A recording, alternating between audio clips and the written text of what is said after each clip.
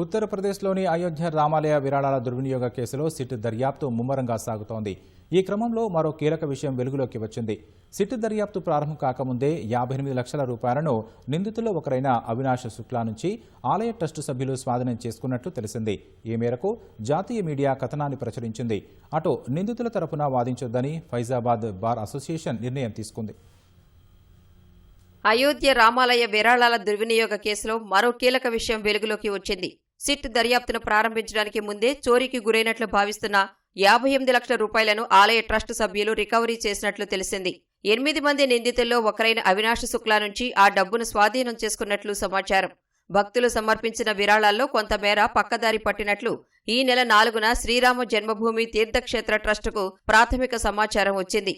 ఆ సమయంలో ట్రస్టు ప్రధాన కార్యదర్శిగా ఉన్న చంపత్ రాయ్ అంతర్గత విచారణకు ఆదేశించారు. కొంతమంది ట్రస్టు ప్రతినిధులు స్థానిక పోలీసులతో కలిసి ఈ నెల 5న నిందితుడు అవినాష్ శుక్లా నివాసానికి వెళ్లి సోదాలు జరిపి 58 లక్షల రూపాయలను స్వాధీనం చేసుకున్నారు.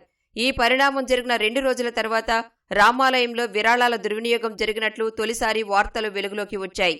అనంతరం ట్రస్ట్ విజ్ఞప్తి మేరకు ఉత్తరప్రదేశ్ ప్రభుత్వం ఈ నెల 13న సిట్టును ఏర్పాటు చేసింది. మరోవైపు ఈ కేసులో ప్రధాన నిందితుడిగా భావిస్తున్న అనుకల్ప మిశ్రా భారీగా ఆస్తులు కూడబెట్టినట్లు వెల్లడైంది.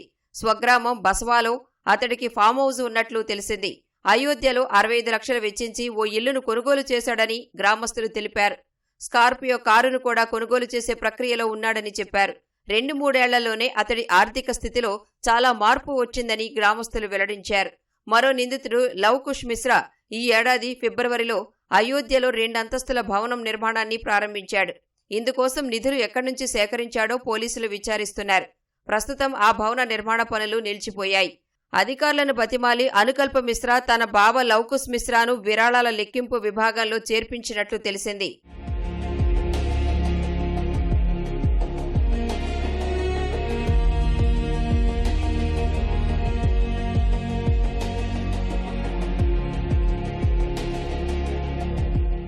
విరాళాల దుర్వినియోగం కేసులో అరెస్టైన నిందితుల తరపున తమ బార్ నుంచి ఎవరూ వాదించరని ఫైజాబాద్ బార్ అసోసియేషన్ తెలిపింది.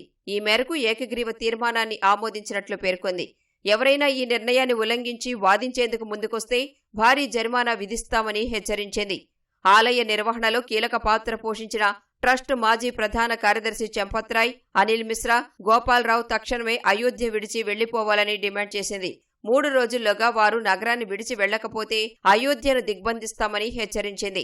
నిందితుల తరపున వాదించాలనుకుంటే ముందుగా దరఖాస్తు చేసుకోవాలని ఫైజాబాద్ బార్ అసోసియేషన్ అధ్యక్షుడు కాళికా ప్రసాద్ మిశ్రా తెలిపారు.